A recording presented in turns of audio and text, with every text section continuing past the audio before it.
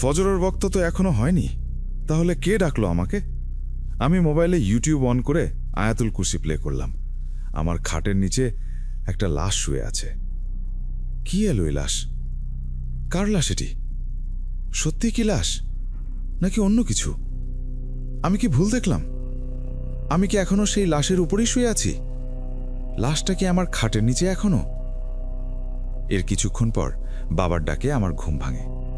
আমি ভয় পেয়ে যাই। এটা কি সত্যি বাবা? Welcome back. আপনাদের সবাইকে স্বাগত জানাচ্ছি। আমি রাসেল। আশা করছি আপনারা সবাই ভালো আছেন, ভালোর দলে আছেন। আমিও ভালো আছি, আর ভালোর দলেই আছি। নতুন একটা ঘটনায় যাব। যেভাবে লেখা আছে আমি সেভাবেই পড়ে শোনাচ্ছি। আসসালামু আলাইকুম রাসেল ভাই। আশা করি আল্লাহর রহমতে ভালো আছেন। আমি চট্টগ্রাম থেকে তানবার হাসান রাকিব বলছি। আমি এখন অনার্স প্রথম বর্ষের ছাত্র। আমি অনেক আগে থেকেই ভূত এফএম শুনতাম এবং কিছুদিন holobar.com শুনছি।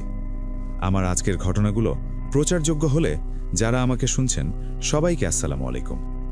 প্রথমে ভেবেছিলাম আমার ঘটনাগুলো ভয়েস রেকর্ড করে পাঠাবো, কিন্তু আমার উচ্চারণজনিত সমস্যার কারণে সিদ্ধান্ত নেই আপনাকে ঘটনাগুলো লিখে পাঠাবো ইমেইলের মাধ্যমে। আমি আমার ঘটনাগুলো খাতায় লিখে ঘটনা আকারে সাজাই। এরপর আমি টাইপ করে লিখছি। জানি না কেমন হবে, ভুল ত্রুটির জন্য আগে থেকেই ক্ষমা চেয়ে নিচ্ছি। শুরুতে বলে রাখা ভালো, আজকে আমার বলা ঘটনাগুলো আমার বাসাকে কেন্দ্র করে, আমার নিজের সাথে ঘটা ঘটনা। আজকে আমি 4টি ঘটনা শেয়ার করব। অনুরোধ করছি মন দিয়ে শুনবেন। কথা না বাড়িয়ে ঘটনা শুরু করছি। সময়টা 2013-র শেষ দিকে। আমি তখন 4র্থ শ্রেণীতে পড়ছি। আমার বাবা সরকারি চাকরি থাকার কারণে চট্টগ্রামের পতেঙ্গা অঞ্চলে বদলি হয়ে যান। বাবার অফিসের পাশেই বড় জায়গা নিয়ে নতুন একটি আবাসিক গড়ে ওঠে। তখন 4-5টি বিল্ডিং ছিল সেখানে।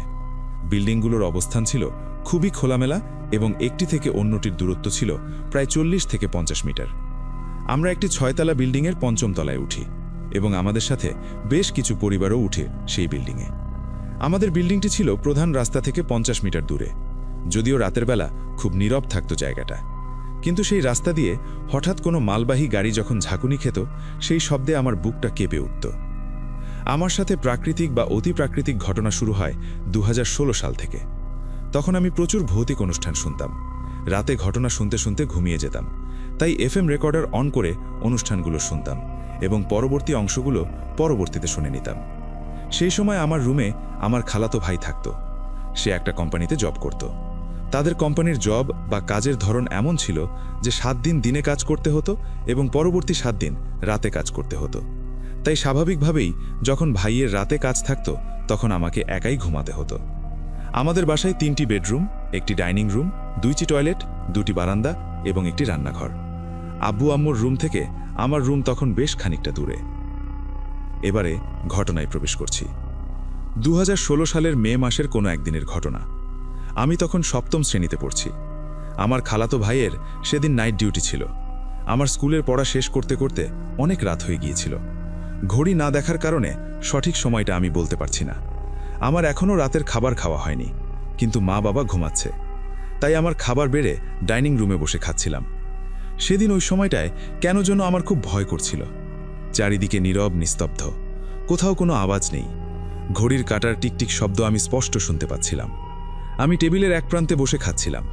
টেবিলের বিপরীত প্রান্তে সেই ভয়ঙ্কর নীরবতা ভেঙে একটা বিকট আওয়াজ আমার কানে আসে। মনে হলো একটা অদৃশ্য কোনো শক্তিশালী হাত আমার টেবিলের উপর সজোরে আঘাত করছে। সাথে সাথে টেবিলের সমস্ত কিছু নড়ে উঠল। আমার পানির গ্লাসটা ঠাস করে পড়ে গেল টেবিলের উপর। আমি ডাইনিং রুমে কাউকেই দেখতে পেলাম না, তাই আমার ভীত শরীর মুহূর্তে কেঁপে উঠল।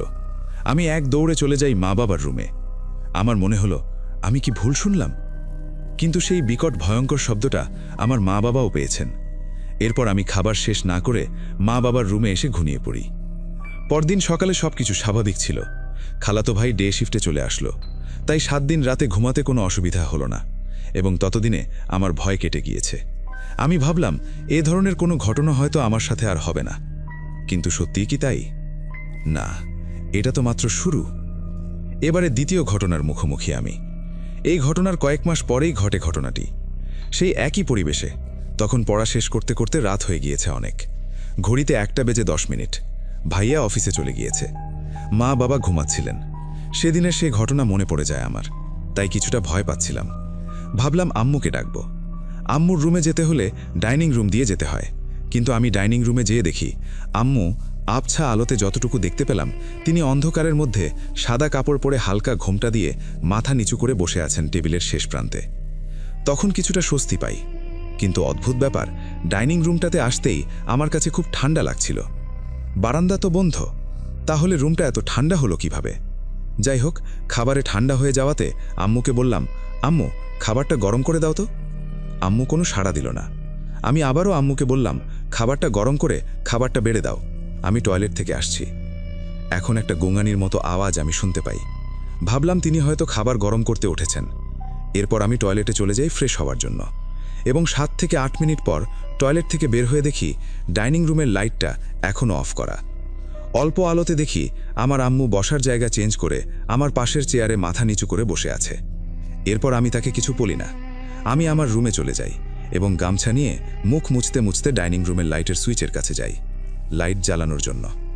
লাইটের সুইচটি ছিল আমার আম্মু বসে থাকার ঠিক পেছনে, তাই আমি যখনই আম্মুর কাছাকাছি যাই তখনই আমার কাছে প্রচণ্ড ঠান্ডা অনুভূতি হয়। আমি বুঝতে পারছিলাম না এই ছোট্ট জায়গাটা এত ঠান্ডা হলো কিভাবে। তখন আমার গামছাটি আমার মুখে, তখন আমার ঠিক পেছনেই আমার আম্মু বসেছিল। আমি লাইট জ্বালাই। পরক্ষণে আমি পেছনে ফিরে দেখি ডাইনিং রুমে কারও কোনো অস্তিত্ব নেই। আম্মু তো বসেছিল এখানে, এত তাড়াতাড়ি কোথায় যাবে সে? আমি ভাবলাম হয়তো ঘুমোতে চলে গেছে, কিন্তু এতটা নিঃশব্দে কিভাবে যেতে পারে? হয়তো রান্নাঘরে চলে গেছে, কিন্তু রান্নাঘরে যেয়ে দেখি কেউ নেই। এরপর আব্বু আম্মুর রুমে যেয়ে দেখি দরজা লাগানো, কিন্তু এত তাড়াতাড়ি আম্মু দরজা লাগিয়ে ফেলল, কোনো শব্দেই পেলাম না। হতে পারে আমি শুনতে পাইনি কোনো কারণে। আমি তখন পর্যন্ত ভয় পাচ্ছিলাম না। রুমটা এত ঠান্ডা হওয়ার বিষয়টা যদিও বুঝতে পারছিলাম না, তারপরও সব স্বাভাবিক লাগছিল আমার কাছে। এরপর আমি চেয়ারে বসি খাবার খাবার জন্য এবং খাবারে হাত দেই। খাবারটি ছিল প্রচণ্ড রকমের ঠান্ডা। মনে হলো মাত্র ডিপ ফ্রিজ থেকে খাবারটি বের করে আমাকে দেয়া হয়েছে। আম্মু তো জানতো আমি এখনো রাতের খাবার খাইনি, তাহলে তিনি খাবার ফ্রিজে রাখলেন কেন? আমার তখন খুব রাগ হচ্ছিল আম্মুর উপর।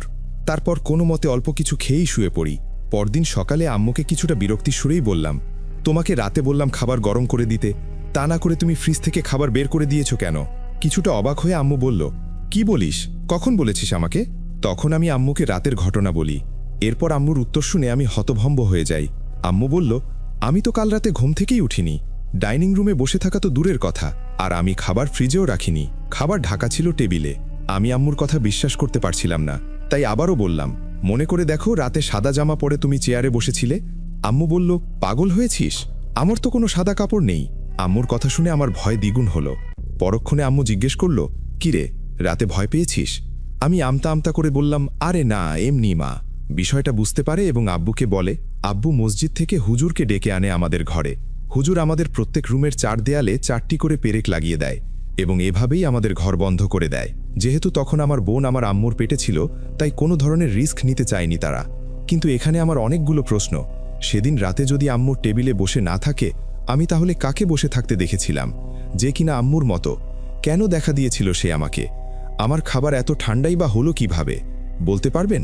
এরপর অনেক দিন কেটে গেল। আমার বোনের বয়স 5 বছর। আমার খালাতো ভাই তখন বিয়ে করে অন্যত্র চলে গিয়েছে, সুতরাং আমাকে তখন একাই ঘুমাতে হতো। 2021 সালের শেষের দিকে আমাদের বাসার রং করার কাজ হচ্ছিল। হুজুর পেরেকগুলো লাগিয়েছিলেন, স্কচ টেপ দিয়ে দেয়ালে আটকানো ছিল। তো তখন পেরেকগুলো দেয়াল থেকে খুলে ফেলা হলো যাতে সুবিধা হয়। পরবর্তীতে পেরেকগুলো ফেলে দেয়া হয়।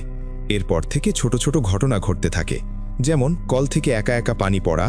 আমার পড়ার টেবিলের পাশে একটা বুকশেলফ ছিল, সেটা হঠাৎ করেই নড়ে উঠত এবং অনেকক্ষণ যাবৎ তা চলত। তবুও কেন যেন ভয় পেতাম না আমি। রাতে ঘুমাতে যাওয়ার আগে আমার পানি খাওয়ার বোতলের মুখ আটকে রাখলে সকালবেলায় বোতলের মুখ খোলা অবস্থায় থাকত। আমার রুমে জানালার বাপাশে আমার পড়ার টেবিলে পড়ার সময় মনে হতো 2টি চোখ যেন জানালা দিয়ে আমার দিকে ফ্যাল ফ্যাল করে তাকিয়ে আছে। এই ঘটনাগুলো আমার সাথে এখনও ঘটে। এর পরের ঘটনা 2022-এর জানুয়ারি মাসে। সময়টা ছিল মাগরিবের আজানের পর। বাবা নামাজে চলে গিয়েছেন এবং মা বোনকে নিয়ে হাঁটতে বের হয়েছিলেন। তখন প্রায় অনেকটা অন্ধকার হয়ে গিয়েছিল। আমি সন্ধ্যার খাবার খেয়ে প্লেট ধোয়ার জন্য রান্নাঘরের বেসিনের কাছে যাই এবং প্লেট ধুতে থাকি। আবছা আলো ছিল, তাই লাইটটা অন করিনি। বোঝার সুবিধার্থে একটা কথা বলে রাখা ভালো। আমরা জানি মানুষ তার চোখের সাহায্যে মাথা না ঘুরিয়ে তার চারপাশে 210 ডিগ্রি পর্যন্ত দেখতে পায়। আমাদের চোখের ফোকাস কোনো একটি নির্দিষ্ট বিন্দুতে থাকলে সেই বিন্দুর চারিদিকে দৃশ্যগুলো স্পষ্ট না হলেও আমরা অনুমান করতে পারি সেখানে কি আছে। যেমন আপনি যদি সোজা সামনের দিকে তাকিয়ে থাকেন, তখন আপনার ডান বাম পাশে কোনো মানুষ দাঁড়িয়ে থাকলে যেমনটা দেখা যাবে, ঠিক তেমনি আমার ফোকাস যখন প্লেটের উপর ছিল, আমি লক্ষ্য করি আমার কোমরের পাশে কিছু একটা রয়েছে। আমি মাথা না ঘুরিয়ে বোঝার চেষ্টা করলাম এটা আসলে কি হতে পারে। পরক্ষণে আমি স্পষ্ট বুঝতে পারলাম আমার কোমরের কাছে একটা বাচ্চার মাথা, যে আমার দিকে করুণ দৃষ্টিতে তাকিয়ে আছে বলে মনে হলো আমার কাছে। কিছু একটা চাইছে সে, এমন একটা ভঙ্গিতে দাঁড়িয়েছিল যে আমার কাছ থেকে খাবার চাইছে। আমার চোখ তখন প্লেটের উপরে ছিল। আমি বুঝতে পারছিলাম তার দিকে সরাসরি তাকালে হয়তো ভয় পেতে পারি, তাই আস্তে আস্তে মাথা সোজা রেখে পেছনের দিকে হাঁটছি। তখন রান্নাঘরের দরজার কাছে আসতেই প্লেটটি সেই বাচ্চার দিকে ছুঁড়ে দিয়ে ঘরের বাইরে সিঁড়ির উপরে গিয়ে বসি। এরপর আম্মু আসে, তখন একসাথে ঘরের ভেতরে ঢুকি। এই ঘটনা আমি তখন আম্মুকে শেয়ার করিনি, যেহেতু আমি সরাসরি কিছু দেখিনি, তাই ভাবলাম ভুল হতে পারে আমার। পরবর্তীতে আম্মুর সাথে রান্নাঘরে যাই এবং দেখি প্লেটটা মেঝেতে পড়ে আছে এবং সেখানে কেউ নেই। এটা আমার চোখের ভুল কিনা ব্যাপারটা বোঝার জন্য আমি আবারও একই জায়গায় যেয়ে দাঁড়াই, বেসিনের সামনে। এরপর আমি দেখার এবং বোঝার চেষ্টা করি সেরকম কোনো দৃশ্য আমি আবারও দেখতে পাই কিনা, কিন্তু সেখানে আমার কোমরের পাশে বাচ্চার মাথা জাতীয় কিছু দেখতে বা বুঝতে পারছিলাম না। কিন্তু কিছুক্ষণ আগে তো আমি স্পষ্ট বুঝতে পারছিলাম বাচ্চাটা আমার দিকে তাকিয়েছিল এবং মনে হচ্ছিল কিছু একটা চাইছে আমার কাছ থেকে। পুরো বাসাটা আমি তন্ন তন্ন করে খুঁজে দেখলাম, কোথাও পেলাম না বাচ্চাটাকে। তবে কোথায় গেল সেই বাচ্চাটা? আমার বলার শেষ ঘটনা শুরু করছি। এই ঘটনাটি মারাত্মক রকমের ভয়ঙ্কর ছিল আমার জন্য। আমার খুব একটা বেশি নামাজ পড়া হতো না। তখন আব্বু ফজরের প্রত্যেক ওয়াক্তে আমাকে নামাজের জন্য ডেকে দিত। বাবার একটা অভ্যেস ছিল, বিশেষ করে ফজরের সময় আমাকে ততক্ষণ পর্যন্ত বাবা ডেকে যেত যতক্ষণ না আমি বাবার ডাকে সাড়া দেই। এখনও তার ব্যতিক্রম নেই। সময়টা 2022 সালের মাঝামাঝি। তখন আমার সামনে এইচএসসি টেস্ট পরীক্ষা, তাই টুকটাক নামাজ পড়া শুরু করেছি। রোজার ঈদের প্রায় 1 মাস পর কোনো একদিন আমি খুব স্বাভাবিকভাবে রাতে পড়াশোনা করে ঘুমিয়ে যাই। এরপর ঘুমের মধ্যে বাবার ডাক শুনতে পাই। বাবা আমাকে নামাজের জন্য ডাকছেন। আমি তখন চোখ খুলে ফেলি, কিন্তু অলসতার কারণে তখন বাবার ডাকে সাড়া দিলাম না। ভাবলাম বাবা তো আবার আমাকে ডেকে দেবেন, তখন না হয় ডাকে সাড়া দেব। তাই তার দ্বিতীয় ডাকের জন্য অপেক্ষা করতে থাকলাম। কিন্তু আশ্চর্যের বিষয়, বাবা আমাকে আর ডাকলেন না। সবকিছু নীরব নিস্তব্ধ। এরপর আমি বিছানা থেকে মেঝেতে পা রাখি, তখনই হঠাৎ একটা তীব্র আতরের গন্ধ আমার নাকে আমি অনুভব করি। কোথা থেকে আসলো এই আতরের তীব্র গন্ধ? এটা কি বাবা দিয়েছে? নিজেকে প্রশ্ন করলাম। পরবর্তীতে উত্তর দিলাম, এই গন্ধের আতর বাবা তো কখনো ব্যবহার করত না। যে আতর রমজান মাসে এনেছিল অন্তত কিছুদিন আগেই শেষ হয়ে গিয়েছে। এরপর আমি আর কিছু না ভেবে অজু করতে যাই। বিছানা থেকে যত দূরে যাচ্ছি আতরের তীব্র গন্ধটা আস্তে আস্তে কমে যাচ্ছিল। এরপর অজু করে যেই আবার রুমে ঢুকেছি, গন্ধটা আবারও তীব্রভাবে পেতে শুরু করি। আমি আর পাত্তা দিলাম না এ ব্যাপারে। হতে পারে বাবা নতুন আতর দিয়েছেন। ফজরের 2 রাকাত সুন্নত নামাজ পড়ার জন্য জায়নামাজটা মেঝেতে পাতি। আমার খাটের ডান দিকে জায়নামাজ বিছাই। আমার খাটটি ছিল নিচে ফাঁকা, অর্থাৎ খাটের নিচে কোনো জিনিস রাখা যেত এমন ধরনের খাট, এবং সহজেই তা বের করা যায়। তখন আমার খাটের নিচে কোনো জিনিসপত্রই ছিল না। আমি জায়নামাজে দাঁড়াই, প্রথম রাকাতের সূরা পাঠ করি এবং রুকু করে সিজদা দেই। সিজদায় তসবিহ পাঠ করার সময় আমি সেই তীব্র আতরের গন্ধটা আরও তীব্রভাবে পাচ্ছিলাম। আমার মনে হলো কাছাকাছি কোথাও কেউ আতরের ডিব্বা থেকে আতর মেঝেতে ঢেলে দিয়েছে। এরপর আমি সিজদা থেকে উঠি এবং দ্বিতীয় সিজদাতেই ঠিক তখনই একটা অস্বাভাবিক জিনিস আমি খেয়াল করি। বোঝার সুবিধার্থে বলছি, আমরা জানি সেজদা দিলে আমাদের ডান বাম পাশ দিয়ে কোনো মানুষ বা কোনো বস্তু থাকলে আমরা বুঝতে পারি আমাদের পাশে কেউ একজন আছে। ঠিক তেমনি সেজদার সময় আমি আমার বাম পাশে অর্থাৎ খাটের নিচে কিছু একটা চলাচল বা মুভমেন্ট লক্ষ্য করি। তখন আমার রুমে ডিম লাইট অন করা ছিল, তাই আবঝা আলোতে যতটুকু দেখা যাচ্ছে তা হলো সাদা কাপড়ে মোড়ানো একটা লাশ লম্বা করে শোয়ানো আছে আমার খাটের নিচে। কাফনের এক টুকরো কাপড় বাতাসে উঠছে, যা প্রথম সেজদার সময় আমি মুভমেন্ট হিসেবে বুঝতে পেরেছিলাম। এই দৃশ্য দেখে আমার মাথা আমি আর উঠাতে পারছিলাম না। শরীর ভারী হয়ে আসছিল। প্রচণ্ড জোরে চিৎকার করতে চাইছি, কিন্তু কেন যেন পারছি না। সেই লাশের শরীর থেকে আতরের গন্ধ আসছিল। মনে হলো সেই আতরের গন্ধ আমাকে মাতাল করে দিচ্ছে। আমি বসা থেকে উঠতে পারছিলাম না। মনে হলো কেউ যেন প্রচণ্ড শক্তি দিয়ে আমার শরীরটাকে নিচের দিকে চেপে ধরে রেখেছে। শরীর দিয়ে গড়গড় করে ঘাম পড়তে থাকলো। পুরো শরীর ঘামে ভিজে একাকার হয়ে গেল। আমি মনে মনে আল্লাহর নাম বলতে বলতে এক লাফ দিয়ে মশারি ছেড়ে বিছানায় উঠে পড়ি এবং জোরে জোরে সূরা পড়তে থাকি, কিন্তু আমার মুখ দিয়ে কোনো আওয়াজ বের হচ্ছিল না। আমার মোবাইল হাতে নিয়ে আমি দেখলাম রাত 2:33। ফজরের ওয়াক্ত এখনও হয়নি। তাহলে কে আমাকে ডাকলো? আমি মোবাইল ইউটিউব থেকে আয়াতুল কুরসি প্লে করলাম। আমার খাটের নিচে একটা লাশ শুয়ে আছে। কে আনলো এই লাশ? কার লাশ এটা? সত্যিই কি লাশ নাকি অন্য কিছু? আমি কি ভুল দেখলাম? আমি কি এখনো সেই লাশের ওপরেই শুয়ে আছি? লাশটা কি আমার খাটের নিচে আছে এখনো? ভাবতে ভাবতে কখন যে ঘুমিয়ে পড়েছি বুঝতে পারিনি। এর কিছুক্ষণ পর বাবার ডাকে আমার ঘুম ভাঙে। আমি আবারও ভয় পেয়ে যাই যে এখন আমাকে ডাকছে সে কি সত্যিই বাবা? আমি সাড়া দিলাম না। পরবর্তীতে বাবা আবারও আমাকে ডাকে এবং আমি সেই আতরের বন্ধটা আর পাচ্ছিলাম না। এরপর বাবা আমার রুমে প্রবেশ করে এবং পুনরায় আমাকে ডাকে। আমি বুঝতে পারি তিনি আমার বাবা। তখন আমি তার ডাকে সাড়া দেই। এরপর বাবাকে বলি, তুমি যাও, আমার ভালো লাগছে না। বাবা চলে গেল। এরপর আমি ঘুমিয়ে পড়ি। সকালবেলা খাটের নিচটা দেখার সাহস হয়ে ওঠেনি আমার। তাই বোনকে বললাম, দেখ তো খাটের নিচে কোনো বস্তা জাতীয় কিছু আছে কিনা। সে বলল, না ভাইয়া, কিছু নেই। পরবর্তীতে আমি নিজে দেখলাম কিছুই ছিল না সেখানে। এই ঘটনা আমি কাউকে জানাইনি এবং এই প্রথম আমি কোথাও এটা শেয়ার করছি। এখানে অনেকগুলো প্রশ্ন। ফজর হওয়ার আগে কে আমাকে বাবার কণ্ঠে ডেকেছিল, যেটা আমি স্পষ্ট শুনতে পেয়েছিলাম? আতরের গন্ধটা কেন পাচ্ছিলাম? আর সেই সাদা কাপড়ে মোড়ানো লাশ আমার খাটের নিচে কিভাবে এলো? এসবের উত্তর আমার জানা নেই। আমি সবাইকে বলতে চাই, রাতে ঘুমোতে যাবার আগে নিজের খাটের নিচেও আশেপাশে একটু দেখে নেবেন। হয়তো হতে পারে আমার মতো আপনিও দেখলেন একটা সাদা কাপড়ে মোড়ানো লাশ। হতে পারে আপনার খাটের ঠিক নিচেই সেই লাশটা রয়েছে এবং আপনি এখন সেই লাশের ওপরে শুয়ে আমাকে শুনছেন। একবার চেক করে দেখুন, আছে নাকি ভয়ঙ্কর লাশটা যেমনটা আমি দেখেছি। আজ এতটুকুতেই থামতে হচ্ছে। আমার আরও ঘটনা আছে এবং এই ঘটনাগুলো শুধুমাত্র আমার সাথেই ঘটেছে, আমার পরিবারের কারো সাথে ঘটেনি। সম্ভাব্য কারণ আমি খুঁজে পেয়েছি, তা আমি পরবর্তী ঘটনার সাথে আপনাকে পাঠাবো। ততদিন পর্যন্ত রাসেল ভাই ভালো থাকবেন, সুস্থ থাকবেন এবং বিশেষ করে রাতে সাবধানে থাকবেন। আসসালামু আলাইকুম। তামির হাসান রাকিব আমাদের এই ঘটনাটি পাঠিয়েছেন পতেঙ্গা থেকে। আপনাকে অনেক ধন্যবাদ আমাদের ঘটনা পাঠানোর জন্য। চমৎকার একটা ঘটনা পড়লাম এবং সত্যি এই ঘটনাটি পড়ে আমার নিজেরই এখন ভয় লাগছে যে আজকে রাতে আসলেও কেউ কি দেখে ফেলবেন খাটের নিচে এমন অদ্ভুত কিছু। আমরা চলে যাব আমাদের পরবর্তী ঘটনায়। আজ আবার শুনতে পাচ্ছেন শব্দটা? আমার আয়নার ভিতরে রোজ এভাবেই আসে।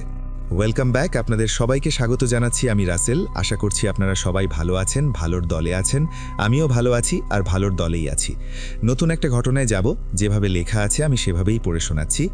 ভয় শব্দটা 2 অক্ষরের হলেও এই 2 অক্ষরের মিলনে গঠিত শব্দের মাঝে যে অকল্পনীয় ভয়াবহতা রয়েছে তা শুধু সেই জানে যে এর সম্মুখীন হয়। শব্দটা অতি ক্ষুদ্র, তবে এটি এক একটি মানুষের জীবন কেড়ে নিতেও পরোয়া করে না। আমি তানিয়া সুলতানা প্রীতি লিখছি নড়াইল জেলার লোহাগড়া উপজেলার কোটাকল ইউনিয়নের কোটাকল গ্রাম থেকে। প্রথমে আমি ভয় শব্দটা নিয়ে কয়েক লাইন লিখেছি, তার কারণ এই ছোট্ট শব্দটির সাথে জড়িত কিছু ভিন্ন ভিন্ন এবং ছোট ছোট ঘটনা রয়েছে। এই শব্দটির জন্য আমি আমার জন্মের আগেই আমার রক্তের সম্পর্কের 2জন ব্যক্তিকে দেখার সৌভাগ্য হারিয়েছি। আজ আমি ক্রমান্বয়ে সেই ঘটনাগুলোই লিখব। আমি অনিচ্ছাকৃত ভুলগুলোর জন্য ক্ষমা প্রার্থনা করছি। ঘটনা 1। সালটা 2000। এক্স্যাক্ট সময়টা জানতে পারিনি। আমার দাদা বাড়ি নড়াইল জেলার নড়াগাথি থানার খাসিয়াল ইউনিয়নের একটি গ্রামে। আমার দাদার নাম রহিম মোল্লা। তিনি তৎকালীন সময়ে প্রাথমিক বিশ্ববিদ্যালয়ের একজন স্বনামধন্য শিক্ষক ছিলেন বিধায় সবাই তাকে রহিম মাস্টার নামে চিনতেন। বিদ্যালয়টি আমাদের বাড়ি থেকে বেশ অনেকটাই দূরে ছিল। আমার দাদার একটা দুর্বলতা ছিল, আর তা হলো তার একটা পা ঘোড়া। প্রতিদিনের মতো আমার দাদা বিদ্যালয়ের সমস্ত কাজ শেষ করে বাড়ির উদ্দেশ্যে বেরিয়ে পড়েন। তখনকার সময়ে যাতায়াতের জন্য যানবাহন ছিল না, তাই আমার দাদা পায়ে হেঁটেই বাড়ি ফিরতেন এবং সেদিনও পায়ে হেঁটেই ফিরছিলেন। বাড়ি থেকে কিছুটা দূরেই একটা মোটামুটি রকমের ঘন বাগান পার করে আসতে হতো, আর সেই বাগানটা নিয়ে লোকমুখে নানা রকমের চর্চা শোনা যেত। দাদা সেদিন আস্তে আস্তে সন্ধ্যা ঘনিয়ে রাত নেমে আসে। তিনি আপন মনে আসছেন। হঠাৎই কেউ একজন দাদাকে প্রবল জোরে ধাক্কা দেয়। দাদা তাল সামলাতে না পেরে পাশে থাকা ড্রেনের ভেতরে গিয়ে পড়ে যান। তিনি উঠতে চেষ্টা করতেই একজোড়া অদৃশ্য হাত এসে তাকে চেপে ধরে। কিছু সময় ধরে বেশ ধস্তাধস্তি চলতে থাকে। সৌভাগ্যবশত সেদিন 3-4 জন লোক সেই রাস্তা দিয়ে যাচ্ছিলেন। তাদের কানে কারো গোঙানি এবং ধস্তাধস্তির আওয়াজ আসে। তারা সেই আওয়াজের উৎস খুঁজতে খুঁজতে ড্রেনের ভেতর কাউকে পড়ে থাকতে দেখে তাড়াতাড়ি করে তাকে ওঠায়। তারপর তাকে দেখেই চিনতে পারেন। তখনই একজন বলে ওঠেন, আরে ইনি তো আমাদের রহিম মাস্টার, তাড়াতাড়ি করে ওনাকে বাসায় নিয়ে চলো। তারপর লোকগুলো আমার দাদাকে ধরাধরি করে বাড়িতে নিয়ে গিয়ে গোসল করিয়ে পরিপাটি করে দাদাকে স্বাভাবিক করে তোলেন। বাসার সবাই তো প্রচণ্ড রকমের চিন্তায় পড়ে যায়। তারা সবাই মিলে দাদাকে কি হয়েছে জানতে চাইলে দাদা সবটা খুলে বলেন। সবাই সবটা শুনে দাদাকে কোনো আলেম বা হুজুরের কাছে গিয়ে ঝাড়ফুঁক করার উপদেশ দেন। তিনি সেটা এড়িয়ে যান। এমন করে চলতে চলতে পার হয়ে যায় কয়েকটা দিন।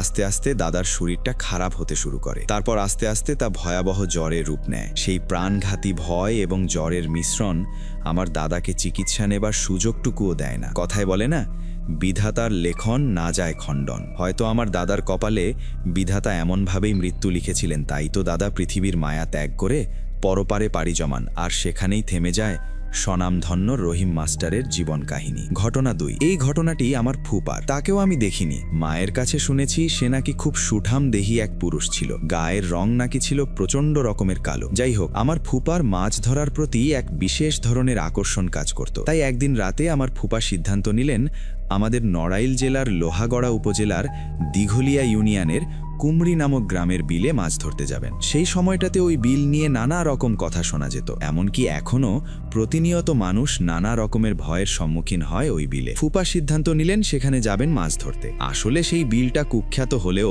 মাছ পাওয়ার জন্য তা বিখ্যাত ছিল। তাই যেমন ভাবা তেমন কাজ। ফুপা তার এক সঙ্গী নিয়ে বেরিয়ে পড়লেন সেই বিলের উদ্দেশ্যে। বিলে পৌঁছানোর পর চারিদিকে তাকিয়ে দেখেন নিক্কশ কালো অন্ধকারে ছেয়ে গেছে চারপাশটা, যেন পরিবেশটা নিজেকে কালো রঙের চাদরে আবৃত করে নিয়েছে। তাই বেশি না ভেবে তারা মাছ ধরার কাজে লেগে পড়লেন। কিছু সময় ভালোভাবেই বেরিয়ে যায়। কোনো রকম ছোট্ট একটা টর্চের আলোতে মাছ মারতে মারতে এগিয়ে যাচ্ছেন তারা। হঠাৎ করেই গুমোট কালো এক বিশাল কিছু আমার ফুপার সামনে বেশ নড়ে চড়ে ভেসে ওঠে। আচমকায় এমন ঘটনা ঘটায় ফুপা বেশ ভয় পেয়ে যান। আসলে আমাদের মস্তিষ্ক বিশেষ করে দুটো পরিস্থিতিতে শান্তভাবে কাজ করতে পারে না। 1, অত্যন্ত রেগে গেলে। 2, অত্যন্ত ভয় পেলে। ফুপার ক্ষেত্রেও তার ব্যতিক্রম হলো না। ফুপা ঠান্ডা মাথায় ভাবার সময় পেলেন না যে তিনি যেটা দেখেছিলেন সেটা আসলে কি। তিনি প্রচণ্ড ভয় পেয়ে আর মাছ না ধরে বাড়ি ফিরে আসেন। বাড়ি ফিরে কাউকে তেমন কিছু বলেন না, কিন্তু তার মুখ দেখে ফুপি কিছুটা আন্দাজ করতে পেরে অনেকে জোড়াজড়ি করেন। জোড়াজড়ির এক পর্যায়ে ফুপা সবটা খুলে বলেন। ফুপি চিন্তিত মুখ নিয়ে ফুপাকে বলেন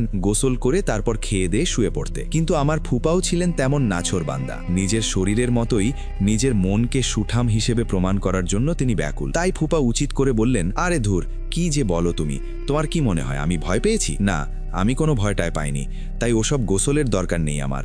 এখন আমাকে খেতে দাও, খুব ঘুম পেয়েছে, ঘুমাবো আমি। ফুপার এমন কথায় ফুপি বুঝতে পারে ফুপা তার কোনো কথা শুনতে রাজি না। তাই ফুপিও বাধ্য হয়ে খাবার বেড়ে দেন, আর ফুপাও বেশ আয়েশ করে খেয়ে ঘুমিয়ে পড়েন। কেটে যায় কিছুদিন। ফুপা আর যান না মাছ ধরতে। তার মনের গভীরে ভয়টা বেশ ভালোভাবেই জেকে বসেছিল, কিন্তু তা তিনি কারো সামনে প্রকাশ করেন না। আস্তে আস্তে ফুপাও একটু অসুস্থ হয়ে পড়েন, তবে অতটা ধরার মতো নয়। আমার ফুপার বিদেশ যাওয়ার খুব ইচ্ছে ছিল, তাই ভিসা পাসপোর্ট করার জন্য ঢাকায় গিয়ে মেডিকেল চেক আপ করান। তখন ধরা পড়ে তার জন্ডিস হয়েছে। শুধু জন্ডিস নয়, লিভারকেও অকেজো করে দিয়েছে রোগটা। এসব রিপোর্ট আসার পর ফুপার বিদেশ যাওয়ার স্বপ্নকে জলাঞ্জলি দিয়ে বাসায় ফিরে আসতে হয়। এর কিছুদিন পর থেকেই ফুপার প্রচণ্ড জ্বর হয়। তার এই জ্বরের জন্য তাকে ঢাকা অবধি নিয়ে যাওয়া হয়, কিন্তু শেষ রক্ষা হয়নি। ফুপাও আমার দাদার মতো পৃথিবীর মায়া ত্যাগ করে পরপারে চলে যান। ঘটনা 3। ঘটনাটি আমার বাবাকে কেন্দ্র করে। এবারের ঘটনাটার শেষটা একটু ব্যতিক্রম। আমার বাবা খুব ছোটবেলায় এই ঘটনাটির সম্মুখীন হন। আমার দাদার ইচ্ছে ছিল আমার বাবাকে হাফিজি পড়াবেন। সেই অনুযায়ী বাবাকে একটি মাদ্রাসায় ভর্তি করে দেওয়া হয়। বাবা সেখানেই পড়াশোনা শুরু করেন। আস্তে আস্তে বাবা বেশ অভ্যস্ত হয়ে যান সেখানে। আর পেরিয়ে যায় বেশ কয়েকটি মাস। বাবা বেশ মেধাবী থাকায়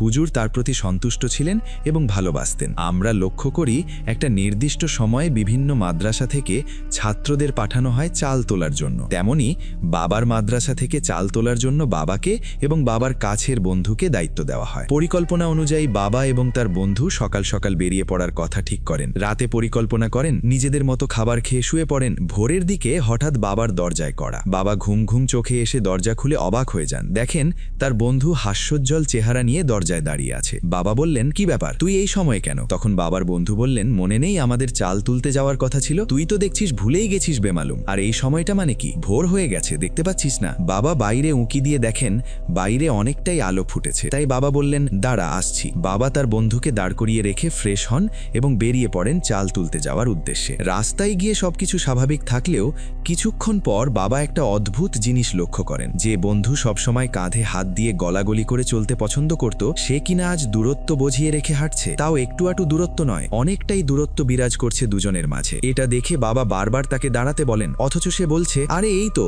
আমি আছি, তুই একটু দ্রুত পায়ে এগিয়ে আয়, তাহলেই আমরা একসাথে হাঁটতে পারবো। বাবা তার বন্ধুর কথা শুনে জোরে হাঁটা শুরু করেন, কিন্তু যত দ্রুতই হাঁটা শুরু করেন না কেন তার বন্ধুর কাছে যেতে পারেন না। তিনি দ্রুত হাঁটছেন, মনে হচ্ছে বন্ধু তার গতি বাড়াচ্ছে।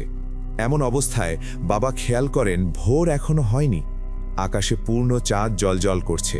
তারই ঠিকরে পড়া মায়াবী আলোয় ভুবনে এক আলাদা রকমের উজ্জ্বলতা এনে দিয়েছে, যার ফলে মনে হচ্ছে ভোর হয়ে গেছে।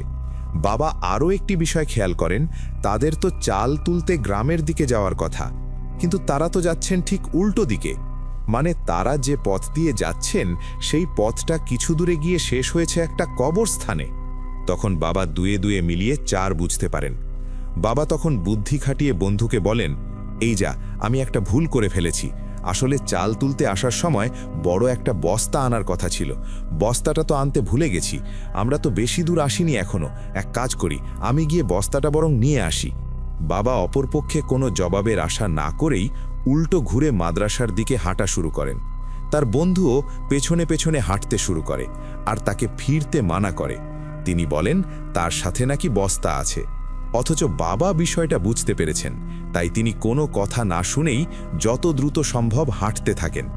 বাবা শুনতে পান পেছন থেকে তার বন্ধু রাগী রাগী গলায় তাকে যেতে নিষেধ করছে। একটা সময় বাবা মাদ্রাসার কাছে এসে পেছন ফিরে বলেন, তুই কে আমি বুঝতে পেরেছি, তুই তো এটা সেটা বাহানা করে আমাকে নিয়ে গেছিলি একটা অন্য দিকে, এখন তুই আমার কিচ্ছু করতে পারবি না। কথাগুলো বলে বাবা নিচে থাকা একটা মাটির ঢেলা হাতে নিয়ে হুজুরের শেখানো দোয়া কালাম পড়ে সেই মাটির ঢেলায় ফুঁ দিয়ে বলেন, আমার দিকে এগুলো চেষ্টা করলে তোর জন্যে বিষয়টা সুখকর হবে না, তাই যদি ভালো যাস চলে যা। এই কথা শুনে বাবার ওই বন্ধু তার রূপ পরিবর্তন করে। সেকেন্ডের মধ্যে সে পরিণত হয় একটি কুচকুচে কালো অবয়বে, যার চোখগুলো জ্বলজ্বল করছিল। সে বলে, জেনে গেছিস আমি?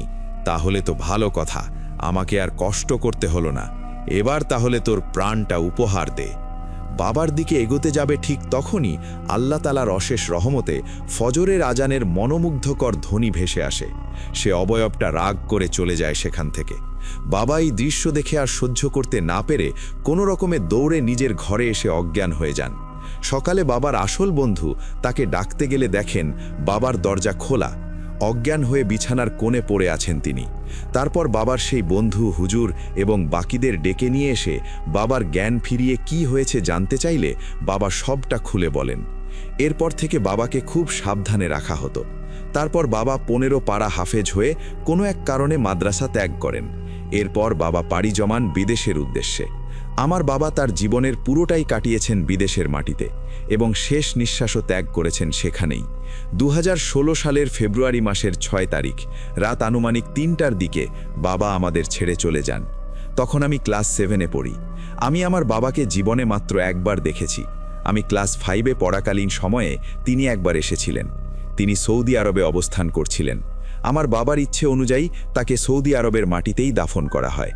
আমি এই সব গল্পই আমার মায়ের কাছ থেকে শুনেছি। আপনারা আমার বাবা, দাদা এবং ফুপার জন্যে দোয়া করবেন, আল্লাহ যেন তাদের বেহেশত নসিব করেন। জানি আমার ঘটনাগুলো হৃদয়ে ভয় ধরিয়ে দেবার মতো নয়, হার হিম করিয়ে দেবার মতো নয়। তবে এই সব ঘটনার জন্যে কিছু কাছের মানুষের আদর থেকে বঞ্চিত হয়েছি, তাই ভাবলাম লিখে পাঠাই। আমি অনেক চেষ্টা চালিয়েছি কিছু ভৌতিক অভিজ্ঞতা সংগ্রহ করার, কিন্তু এখনও তা করে উঠতে পারিনি। কোনো একদিন তা করতে পারলে আবারও বসে যাব লেখার উদ্দেশ্যে। আমার ইমেল সিলেক্ট হলে আমাকে একটু জানাবেন। তানিয়া সুলতানা প্রীতি, কথাকোল, লোহাগড়া, নড়াইল। এরপরে তিনি তার ফোন নাম্বার শেয়ার করেছেন, সেটি আমি পড়ছি না। আশা করছি এই ঘটনাটি আপনাদের ভালো লেগেছে। যদি ভালো লাগে অবশ্যই আমাদের জানাবেন। আমরা চলে যাব আমাদের পরবর্তী ঘটনায়। কেন তুমি আসো? আমি শুধু তোমার সাথেই থাকতে চাই। কিভাবে সম্ভব? তোদের এই পৃথিবীতে থাকতে নেই। তুমি চলে যাও প্লিজ চলে যাও। সবটাই কি ইলিউশন, নাকি অন্য জগতের কেউ কখনো হাজির হয়ে যায় চোখের পলকে? ওয়েলকাম ব্যাক, আপনাদের সবাইকে স্বাগত জানাচ্ছি। আশা করছি আপনারা সবাই ভালো আছেন, ভালোর দলে আছেন। আমিও ভালো আছি আর ভালোর দলেই আছি। নতুন একটা ঘটনায় যাব, যেভাবে লেখা আছে আমি সেভাবেই পড়ে শোনাচ্ছি। আসসালামু আলাইকুম রাসেল ভাই, আশা করি সৃষ্টিকর্তার অসীম রহমতে ভালোই আছেন। আমার নাম আর্য, বাসা মাদারীপুরের একটি পুরনো গ্রামে। আপনার এফএম শুনতে শুনতে এমন একটা অভ্যাস হয়ে গেছে যে এখন আপনার এফএম না শুনলে রাতে ঘুম হয় না। অনলাইন থেকে শোনার মতো অবস্থায় নেই, কারণ আমি অনেক মাস যাবৎ লিবিয়ায় আটকে আছি। আর আমার কাছে সিম কার্ড না থাকায় চাইলেও আপনার ভিডিও নিয়মিত দেখতে পারি না, কমেন্ট করতে পারি না। কিন্তু আপনার সব ঘটনা চালিয়ে যাচ্ছি। আমাদের 3 দিন পরপর 1.5 ঘন্টা থেকে 2 ঘন্টার মতো মোবাইল হটস্পট দিয়ে নেটওয়ার্ক দেওয়া হয় বাড়িতে কথা বলার জন্যে। তখন আপনার অনেকগুলো এপিসোড ডাউনলোড করে রাখি এবং রাতে ঘুমানোর আগে চালিয়ে শুনি। কি অদ্ভুত কথা। আমি থামছি একটু। আমি ভীষণ ইমোশনাল হয়ে গেলাম এই কথাটা পড়ে। আপনি খুব অল্প সময়ের জন্যে আপনার বাসায় কথা বলার জন্য আপনি নেটওয়ার্কের মধ্যে আসেন এবং সেই সময়টা, আপনার সেই মূল্যবান সময়টা আপনি আমাদের প্রোগ্রাম ডাউনলোড করেন। এটা আসলেই দায়িত্বকে অনেক গুণ বাড়িয়ে দেয় এবং এটা আসলেই আমাদেরকে আরও অনেক বেশি দায়বদ্ধ করে আপনার কাছে, সবার কাছে। সত্যি আমাদের আরও ভালো করতে হবে, আরও অনেক বেশি ভালো করতে হবে আপনার মতো মানুষগুলোর জন্যে। আরও আপনাকে অনেক ধন্যবাদ। আপনি যে কথা আমাকে লিখেছেন সেই কথা আমার জীবনে অনেক বছর, আরও অনেকগুলো দিন প্রেরণা হয়ে থাকবে। তিনি লিখছেন, আমি আগেই বলেছি আমি দেশের বাইরে, তাই চাইলেও আপনার স্টুডিওতে যেতে পারবো না। ঘটনা ভালো লাগলে পড়ে শোনানোর অনুরোধ রইল। আজ এমন একটা কাহিনী শেয়ার করব যা আমার সাথে 2020 সালে ঘটে যাওয়া। তখন আমার বয়স 16। কাহিনী তিনি কল্পনা করলে বুঝবেন আমি কতটা অসহায় ছিলাম। সময়টা আগস্টের শেষ দিকে। আমাদের বাড়ির পশ্চিম পাশে একটা বিল আছে। বিল পার করলেই অন্য গ্রাম, দূরত্ব 2 থেকে 2.5 কিলোমিটারের মতো। আমাদের বাড়ির পাশের রাস্তা থেকে শুরু একটা রাস্তা বিলের মাঝ বরাবর গেছে, যার শেষে একটা পুরনো পুকুর, যা পরিষ্কার না করতে করতে জঙ্গল হয়ে গেছে। ওইখানে প্রতিদিন জুয়া খেলা হতো। আমিও মাঝে মাঝে যোগ দিতাম। সাথে আমার এলাকার আরও 3 ভাই, মোট 4 জন। আমাদের 4 জনের ভেতর একজন সিনিয়র ভাই ছিল, যে আমার চেয়ে প্রায় 10 বছরের বড়। প্রতিদিনের মতো আমরা জুয়া খেলতে যাবার জন্য আলোচনা করি দুপুরের দিকে। বাকি 3 জনের নাম আকাশ, সুব্রত এবং সিনিয়র ভাইটির নাম পলাশ। দুপুরের আলোচনার সময় আকাশ বলে ওঠে ওর বাবা ওকে যেতে দিতে চায় না, কারণ তার বাবা তার কুকর্মের কথা জেনে গেছে। তাই আমাকে বলে আমি যেন সন্ধ্যার দিকে ওর বাড়ি গিয়ে কোনো অজুহাত দেখিয়ে ওকে নিয়ে আসি। আমি রাজি হলাম। সন্ধ্যায় খাবার খেয়ে আকাশের বাড়ি গেলাম এবং ওর বাবাকে বললাম, কাকা, আমরা পাখি মারতে যাব। পরে ওর বাবা যেতে যেতে রাজি হয়। শীতের শুরু, তখন আমার পরনে একটা হাফ প্যান্ট আর একটা হুডি।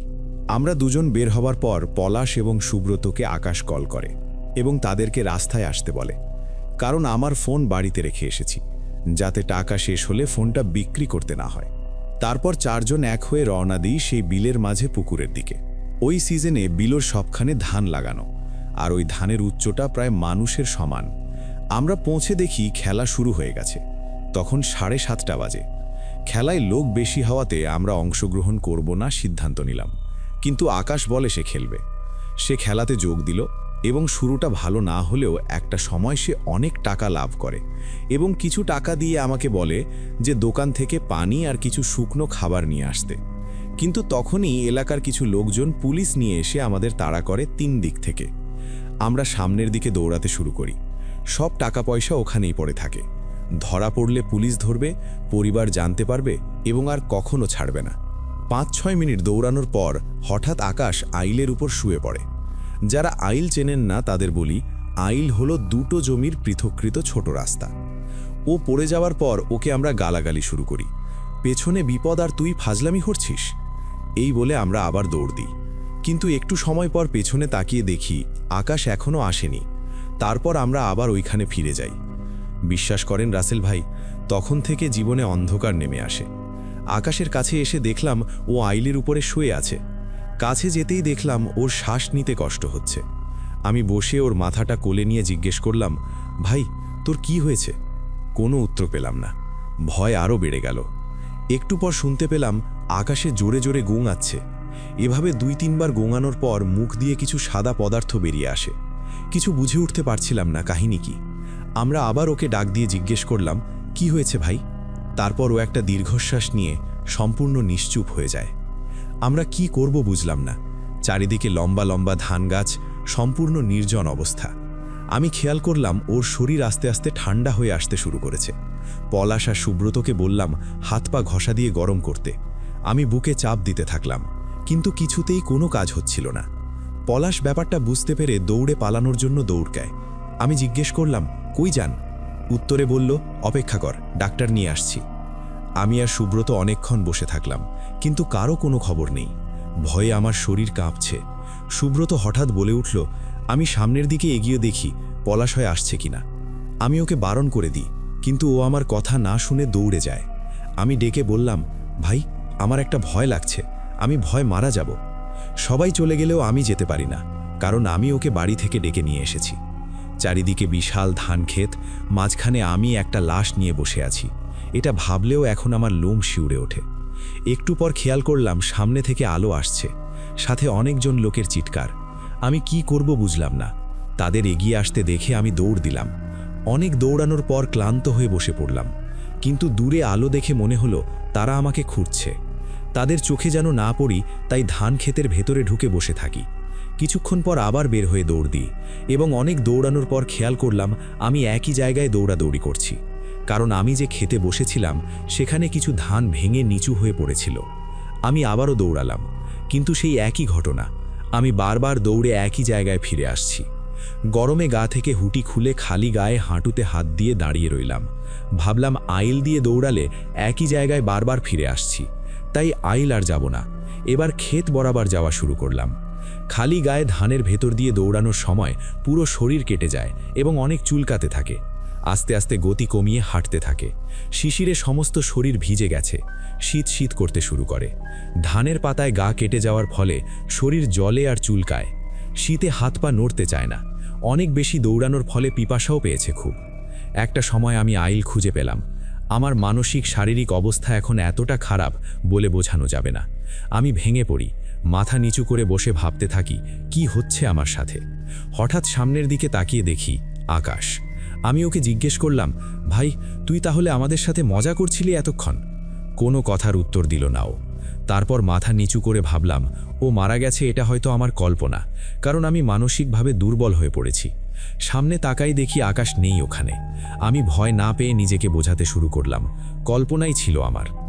আমি আরও সামনে এগোতে থাকি এবং কিছু দূর যাবার পর দেখি আমার এলাকার ছোট একজন বোন। অবাক চোখে তাকিয়ে জিজ্ঞেস করলাম, তুইও আমাকে খুঁজতে বেরিয়ে গেছিস? উত্তর পেলাম না। ভাবলাম ওর কাছে যাই, কিন্তু কাছে যাওয়ার সাথে সাথে ও হাওয়ায় মিলিয়ে গেল। আমি আবারও কল্পনা ভেবে বসে পড়ি। রাত তখন 2টোর মতো বাজে। হঠাৎ মাথা উঁচু করে তাকাতেই চোখ যায় তালের ভিটা নামের একটা জায়গায়। তালের ভিটা থেকে সোজা 2টো জমি হাঁটলেই রাস্তা, আর আমি যদি রাস্তায় পৌঁছতে পারি তাহলে বাড়ি যেতে সময় লাগবে 30 থেকে 35 মিনিট, কারণ আমি অন্য গ্রামের কাছে এসে পড়েছিলাম।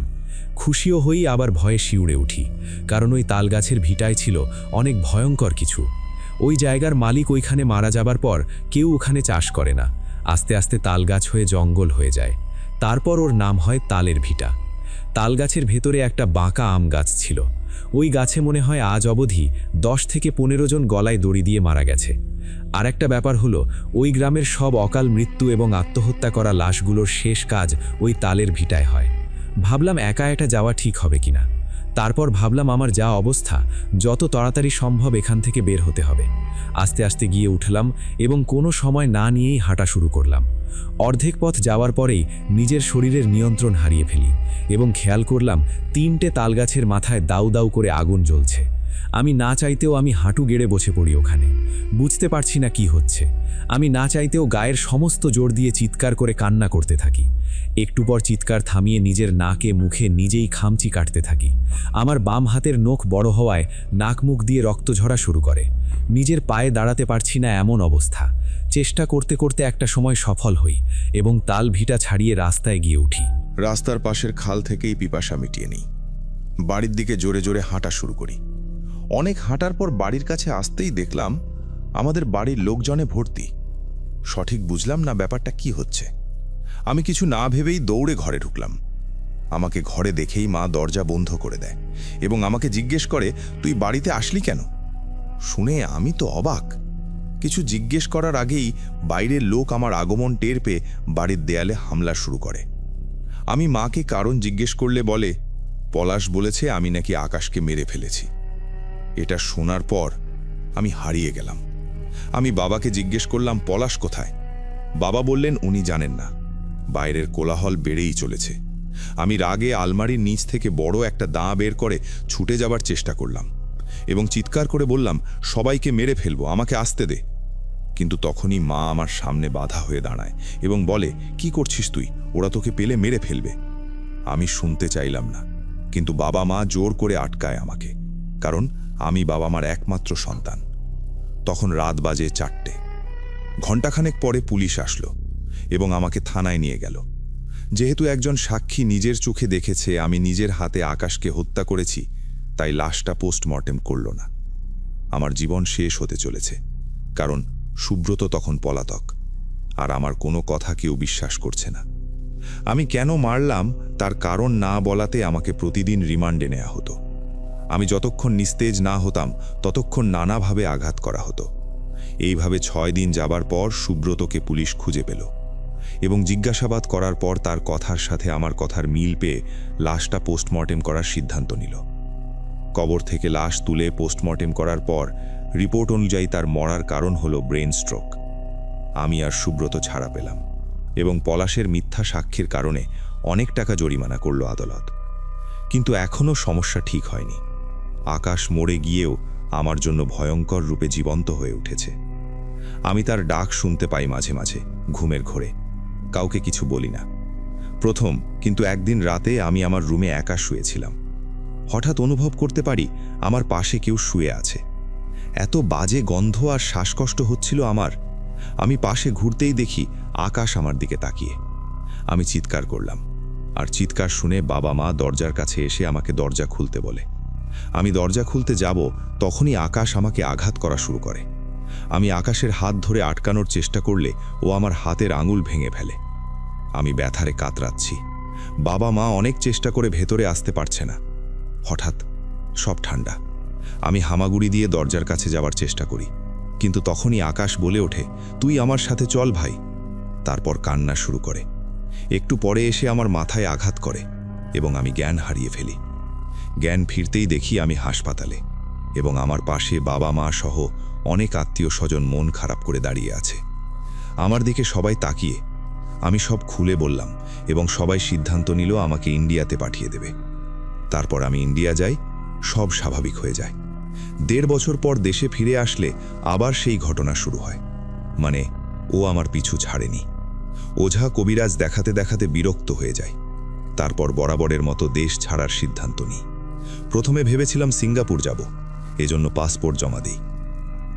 যে রাতে পাসপোর্ট জমা দিলাম, ওই রাতে হঠাৎ করে আমার ঘুম ভেঙে যায় এবং খেয়াল করি সব অন্ধকার। ফোনটা হাতে নিয়ে বাথরুমে যাই, কিন্তু বাথরুম থেকে বের হতেই অনুভব করলাম আবার সেই বাজে গন্ধটা নাকে আসছে। আমি কিছু খারাপ হবার আগেই দরজার কাছে যাই এবং দরজা খুলতে যাব, তখনই বিকট কণ্ঠে শুনতে পেলাম, তুই এই জায়গা ছেড়ে কোথাও যাবি না। আমি দরজা খুলে অন্য রুমে চলে যাই এবং বাবা মাকে সব বলি। বাবা মা আমাকে নিয়ে একজন নামকরা কবিরাজের কাছে যান। উনি আমাকে দেখে সব বুঝতে পারেন কেন আমার এত শরীরের অবস্থা খারাপ। যে কেউ দেখলে বলবে আমার কঠিন কোনো রোগ হয়েছে। উনি একটা গোল বৃত্তের ভেতরে একটা তারার মতো আঁকা জায়গায় 5টা মোমবাতি জ্বালিয়ে আমার চোখে কালো কাপড় বেঁধে আকাশের আত্মাকে ডাকার চেষ্টা করেন, কিন্তু সফল হন না।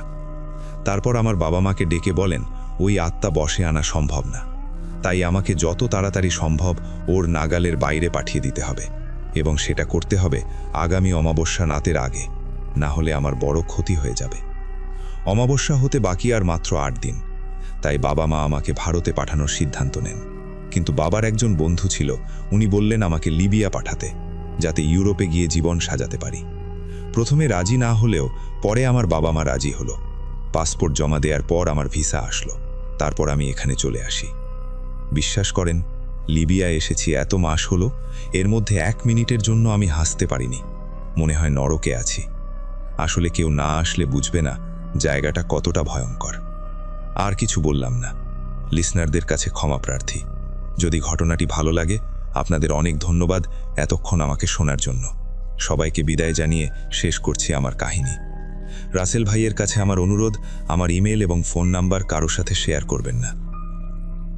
না, আমি আপনার ইমেল এবং ফোন নাম্বার কারোর সাথে শেয়ার করছি না। আশা করছি যে এই ঘটনাটি যারা শুনলেন তাদের ভালো লেগেছে। আর তিনি কত কষ্ট করে এই ঘটনাটি লিখছেন সেটা আমি অনুভব করতে পারছি, কারণ খুব অল্প সময়ের জন্যই তিনি ইন্টারনেট পান এবং সেই সময়ের মধ্যেই তিনি পরিবারের সাথে যোগাযোগ করেন, আমাদের শো ডাউনলোড করেন, আবার তারই মধ্যে কোনো একটা সময় হয়তো এই ইমেলটা ওনাকে পাঠাতে হয়েছে। আপনি ভালো থাকবেন ভাই, আপনার জীবনের সমস্যাগুলো আল্লাহ তাআলা দূর করে দিন সেই প্রার্থনা করি। আমরা চলে যাব আমাদের পরবর্তী ঘটনায়। আজকে আমি যথারীতি আবারও আপনাদের সামনে ফিরে এসেছি নতুন একটি ঘটনা নিয়ে, যে ঘটনাটি আমাকে বলেছেন আসলাম নানা। আমি আসলাম নানার তৃতীয় ঘটনা আজকে আপনাদেরকে শোনাতে যাচ্ছি। আসলাম নানার কথা আমি আমার প্রথম ঘটনায় বলেছিলাম যে উনি বর্তমানে আর দুনিয়াতে নেই। এই বছরেই উনি এই দুনিয়া থেকে গত হয়েছেন। আপনাদের সকলের কাছে অনুরোধ থাকবে আপনারা আসলাম নানার রুহের মাগফিরাত কামনা করবেন। আমিও দোয়া করি যেন উনি ভালো থাকেন। আসলাম নানার জীবদ্দশায় উনি আমাকে বেশ কিছু ঘটনা বলেছিলেন, যেগুলো আমি আসলে একে একে আপনাদের সাথে শেয়ার করতে চাই। এছাড়াও আমার জীবনের এই সময় আমি অতিপ্রাকৃত ঘটনা এবং মানুষের অবচেতন মনের অন্ধকার দিকগুলো নিয়েও অনেক ঘাটাঘাটি করেছি। কিছু কিছু ঘটনা এমন থাকে যা শোনার পরে মনে হয় যে আমার নিজের সকল যুক্তি হয়তোবা মিথ্যে। আজকের ঘটনাটি আসলাম নানাই আমার কাছে শেয়ার করেছেন, এবং উনি যে জায়গায় থাকেন সেই জায়গার নাম হচ্ছে কিশোরগঞ্জের নিকলি উপজেলা, এবং উনি এই জায়গায় থাকছেন। আমি বারবার থাক মানে ছিলেন বলছি বা আছেন বলছি, বিকজ ওনার মৃত্যুটা আসলে মেনে নেওয়াটা কঠিন ছিল আমার জন্য। ওনার বয়স তখন ৮০ কোথায়। ওনার মুখে শোনা এই ঘটনাটি কিশোরগঞ্জেরই এক প্রত্যন্ত গ্রামের একটি পরিবারের। তাদের জীবন তছনছ হয়ে গিয়েছিল শুধুমাত্র মানুষের হিংসে এবং প্রতিহিংসার কারণে। আসলাম নানার বলা এই ঘটনাটি আজ আমি আমার জবানিতে আপনাদের সামনে তুলে ধরছি। কিশোরগঞ্জের হাওড় অঞ্চলের প্রকৃতি যেমন সুন্দর, ঠিক তেমনটাই রহস্যময় এবং নিস্তব্ধ। বর্ষায় থই থই পানি আর শুকনো মৌসুমে ধুধু প্রান্তর। ঘটনাটি যে সময়ের, তখন যোগাযোগ ব্যবস্থা আজকের মতো উন্নত ছিল না। গ্রামের নাম এবং নির্দিষ্ট লোকেশন আসলাম নানা আমাকে স্পষ্টভাবেই বলেছিলেন, কিন্তু পরিবারের সম্মানের কথা বিবেচনা করে আমি গ্রামের একদম ভেতরের পাড়াটির নাম উল্লেখ করছি না। তবে নিকলি উপজেলার শেষ সীমানার একটি গ্রাম, যেখানে একসময় বিশাল বড় একটা দিঘি ছিল। ঘটনার সূত্রপাত একটি সাধারণ গৃহস্থ পরিবারকে কেন্দ্র করে। পরিবারের কর্তা গত হয়েছেন বেশ কয়েক বছর আগে। বাড়িতে থাকেন বয়স্ক মা, তার এক ছেলে এবং এক মেয়ে। মেয়েটির নাম সায়রা।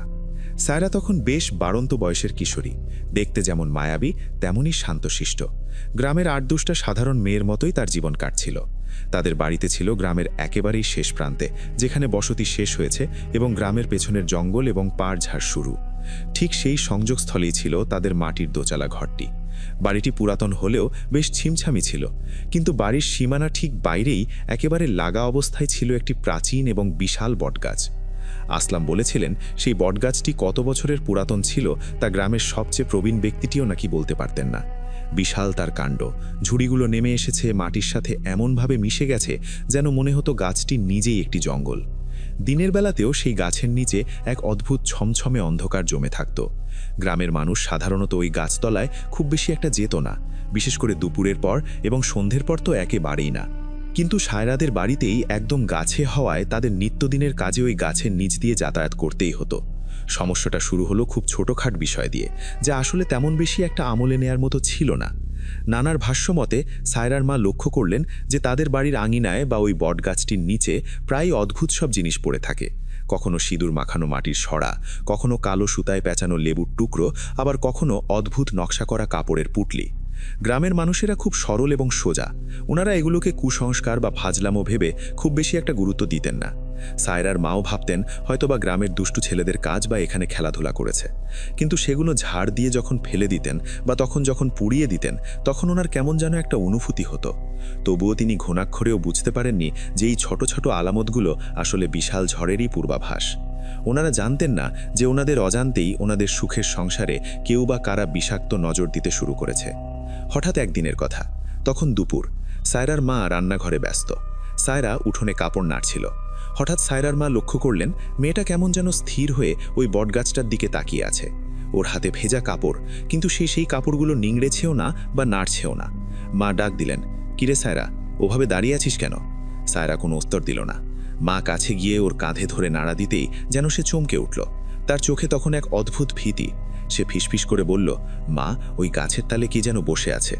মা তাকালেন, কিচ্ছু নেই, শুধু বাতাসে তোড়ে বটগাছের পাতাগুলো নড়ছে আর ঝুড়িগুলো দুলছে। তিনি মেয়েকে আশ্বস্ত করলেন, আরে তোর মনের ভুল রে মা, রোদের মধ্যে তাকিয়েছিলি তো, তাই হয়তোবা চোখে ধাঁধা লেগেছে, চিন্তা করিস না, কাপড় নেড়ে চলে আয়। কিন্তু সেটা যে মনের ভুল ছিল না তা প্রমাণ হতে খুব বেশি সময় কিন্তু লাগেনি। এর দিন দুয়েক পরের ঘটনা। সায়রাদের ঘরের চালে রাতে ঢিল পড়ার শব্দ শুরু হলো। প্রথমে ডুপটাপ, যেন ছোট নুড়ি পাথর পড়ছে। এরপর মাঝরাতে মনে হতো কেউ যেন ভারী পায়ে চালের উপর দিয়ে হেঁটে বেড়াচ্ছে। গ্রামের বাড়িতে ইঁদুর বা বিড়ালের উপদ্রব থাকে, তাই প্রথম দিকে এই বিষয়টাকে তারা ইঁদুর বা বিড়ালের উপদ্রব হিসেবেই ধরে নিয়েছিলেন। কিন্তু শব্দের ধরন ছিল কিছুটা ভিন্ন। বিড়ালের পায়ের শব্দে একটা ছন্দ থাকে, কিন্তু এই শব্দ ছিল ভারী, কেমন যেন একটু গমগমে শব্দ। মনে হতো কোনো পূর্ণবয়স্ক মানুষ খুব সাবধানে পা চিপে চিপে চালের উপরে হেঁটে বেড়াচ্ছে। সায়রার ভাই, যার নাম ছিল রফিক, উনি খুব সাহসী যুবক। উনি কয়েকবার টর্চ লাইট নিয়ে বাইরে গিয়ে দেখেছেন, কিন্তু কাউকেই দেখতে পাননি। শুধু সেই বিশাল বটগাছটি অন্ধকারের মধ্যে দৈত্যের মতো দাঁড়িয়েছিল, আর তার পাতাগুলো বাতাসের তালে তালে অদ্ভুতভাবে নড়ছে, শোঁ শোঁ শব্দ করছে, যেটা ছিল কোয়াইট নর্মাল। রফিক লক্ষ্য করলেন, যখনই উনি টর্চ মারেন, গাছের উপরের দিকে ডালগুলো খুব অস্বাভাবিকভাবে নড়তে থাকে, যেন কোনো ভারী কিছু খুব দ্রুত এক ডাল থেকে অন্য ডালে সরে যাচ্ছে। কিন্তু কোনো পাখি বা বানর তো এত রাতে এখানে এভাবে আসার কথা না। মেইন প্রবলেমটা শুরু হলো সায়রার আচরণের পরিবর্তনের মধ্যে দিয়ে। যে মেয়েটি ছিল একেবারে জন্মনে হাসি খুশি, সে ধীরে ধীরে কেমন যেন গুমুট হয়ে যেতে লাগলো। সারাদিন ঘরের কোণে বসে থাকতো, কারো সাথে কথা বলতো না। তার চোখের নিচে কালি পড়ে গেল। চেহারাটা কেমন যেন ফ্যাকাশে। সবচেয়ে ভয়ের ব্যাপার হলো সে একা বিড়বিড় করে কথা বলতো। কার সাথে কথা বলতো কেউ কিচ্ছু বুঝতে পারতো না। ওনার মা একদিন চুপি চুপি শুনলেন সায়রা যেন আবার কার সাথে কথা বলছে। তিনি আড়াল থেকে উঁকি দিয়ে দেখলেন সায়রা জানালার শিক ধরে বাহিরে তাকিয়ে আছে এবং ফিস ফিস করে বলছে, আমি কিন্তু যাব না, তোমরা চলে যাও, কেন আমাকে ডাকছো? মা ঘরে ঢুকে জিজ্ঞেস করলেন, কিরে মা, তুই কার সাথে কথা বলছিস? সায়রা চমকে উঠে বলল, আরে মা, তুমি দেখতে পাচ্ছ না, ওই যে গাছের নিচে কালো বোরখা পরা মহিলাটি দাঁড়িয়ে আছে, মা আমাকে ডাকছে, তার কোলে একটা পোতল। মা দ্রুত জানালায় গিয়ে দেখলেন বাইরে শুধু জমাট অন্ধকার, কোথাও কেউ নেই। কিন্তু সায়রার চোখের দৃষ্টি ছিল এতই নিশ্চিত যে মায়ের বুকের ভেতরটা যেন কেঁপে উঠল। এই ঘটনার পর থেকে সায়রার অবস্থা দ্রুত খারাপ হতে স্টার্ট করল।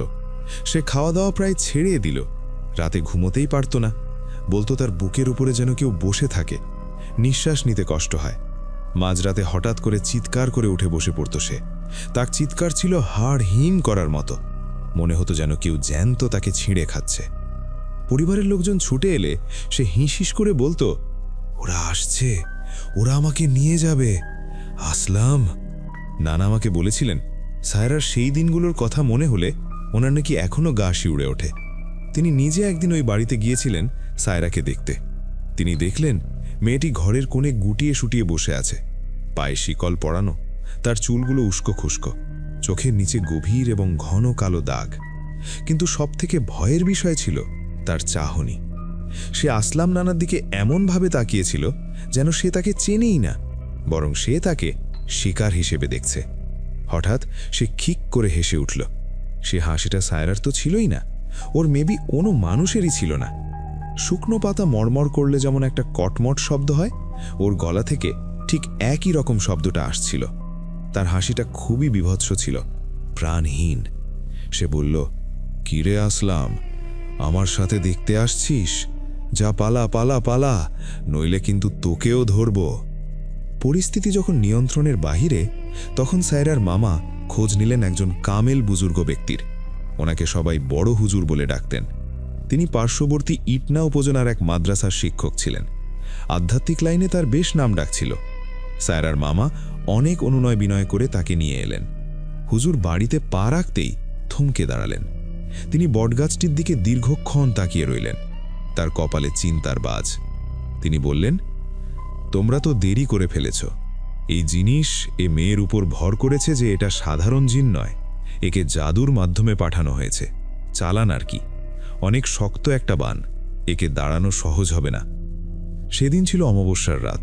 হুজুর সিদ্ধান্ত নিলেন আজ রাতের বেলায় যা করার করতে হবে। তিনি বাড়ির উঠোনে বসলেন। সায়রাকে শেকল পড়া অবস্থাতেই সেখানে আনা হলো। হুজুর তার চারপাশে একটি বৃত্ত আঁকলেন এবং বাড়ির সবাইকে সেই বৃত্তের বাহিরে থাকতে বললেন। তিনি কড়া নির্দেশ দিলেন, শোনেন, যাই ঘটুক না কেন কেউ বৃত্তের ভেতরে ঢুকবেন না এবং ভয়ে এখান থেকে পালাবেন না। এরপরে হুজুর বিড়বিড় করে দোয়া পড়তে লাগলেন। প্রথমে সম্পূর্ণ পরিবেশটা শান্ত, কিন্তু হুজুরের পড়ার আওয়াজ যত বাড়তে লাগলো, পরিবেশ যেন তত ভারী হতে শুরু করল। হঠাৎ করে বাতাস যেন বন্ধ হয়ে গেল, গাছপালার পাতা নড়া বন্ধ হয়ে গেল। এক অসুচ্ছ ফেফসা গরম আর পচা মাংসের দুর্গন্ধ ছড়িয়ে পড়ল চারপাশে। মনে হলো যেন অনেক দিনের পুরাতন কোনো মৃত লাশ আশেপাশে পড়ে আছে। সায়রা এতক্ষণ মাথা নিচু করেছিল। হুজুর পড়ার তেজ বাড়ানোর সাথে সাথেই সে মাথা তুলল। তার চোখ দুটো টকটকে লাল। সে হুজুরের দিকে তাকিয়ে ঠিকই করে হেসে দিল। সে আওয়াজ শুনে সবার রক্ত হিম হয়ে গেল। সে হুজুরকে কাছে ডেকে হুজুরের কানে কানে বলল, কি রে তুই, কি রে তুই আমাকে তাড়াতে এসছিস? আমার মালিক আমাকে পাঠিয়েছে, আমি ওকে নিয়েই যাব, রক্তও খাবো। তুই যদি এখানে বেশিক্ষণ থাকিস না, তোর রক্তটাও খাবো। হুজুর শান্ত গলায় বললেন, তুই যেই হস, আল্লাহর কালামের উপরে তো তুই নস, তুই এই শরীর ছাড়তে বাধ্য। সায়রা এবার কিছুটা হেসে উঠল। আমি তো যাব না, আমি এই গাছের সাথে ওর সাথে বাঁধা, জানিস? আমি যতদিন আছি এই বংশের কেউ বাঁচবে না, কথা দিলাম। হুজুর তার ঝুলি থেকে একটি কালো পুতুল বের করলেন, যেটা সেই গাছ থেকে নামানো হয়েছিল। পুতুলটি দেখা মাত্রই সায়রা ছটফট করতে শুরু করলো। সে চিৎকার করে বলল, না না, ওটা ধরবি না, ওটা ধরবি না, ওটা কিন্তু আমার প্রাণ। হুজুর বুঝতে পারলেন এই জাদুর চাবিকাঠি পুতুলের ভেতরেই। তিনি তার খাদিমকে নির্দেশ দিলেন আগুন জ্বালাতে। উঠোনের এক কোণ আমকা আর নিম কাঠ দিয়ে আগুন জ্বালানো হলো। আগুনের লেলিহান শিখা যখন দাউ দাউ করে জ্বলছে, হুজুর তখন পুতুলটি হাতে নিয়ে আগুনের দিকে এগুলেন। সায়রার চিৎকারে তখন আকাশ বাতাস যেন কাঁপছে। সে শিকল ছিঁড়ে ফেলার প্রাণপণ চেষ্টা করছে।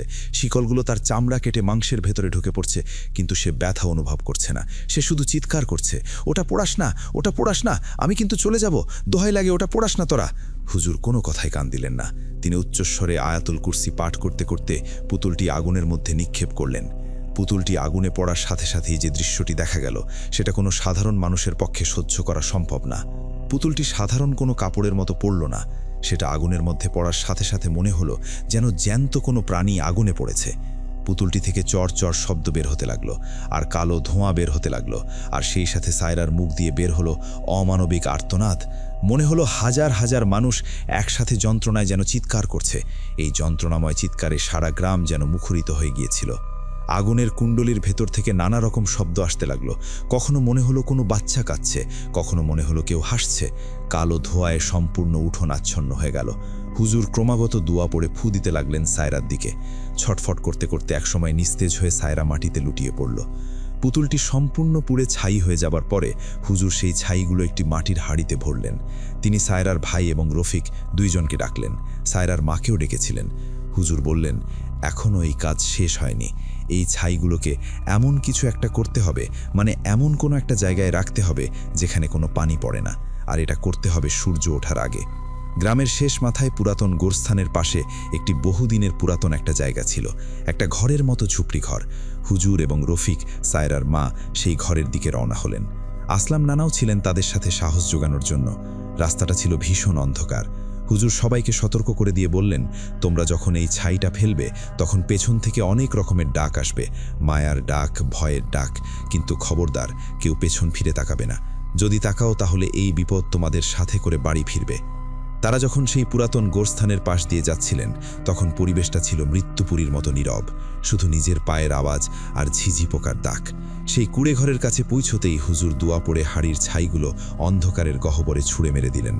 ছাইগুলো ভেতরে ছড়ে ফেলার সাথে সাথেই ঘরের ভেতর থেকে অদ্ভুত কোনো একটা শব্দ বেরিয়ে এলো। মনে হলো মাটির নিচ থেকে কেউ দীর্ঘশ্বাস ফেলল। হুজুর ইশারা করলেন দ্রুত ফেরার জন্য। ওনারা যখন ফিরতে পথ ধরলেন ঠিক তখনই ঘটল সেই চরম পরীক্ষার মুহূর্তটি। হঠাৎ পেছন থেকে, মানে সেই ঘরের কাছ থেকে সায়রার গলা শোনা গেল, একদম পরিষ্কার। সায়রা সেই আগের মিষ্টি গলা। মা, তোমরা আমাকে একা ফেলে যাচ্ছ কেন? মা, আমার খুব ভয় করছে, ও কিন্তু যায়নি, আমাকে নিয়ে যাও না মা। সায়রার মা থমকে দাঁড়ালেন। তার পা যেন আর চলতে চাইছে না। সন্তানের এই আর্তনাদ শুনে কোনো মা কি স্থির থাকতে পারেন?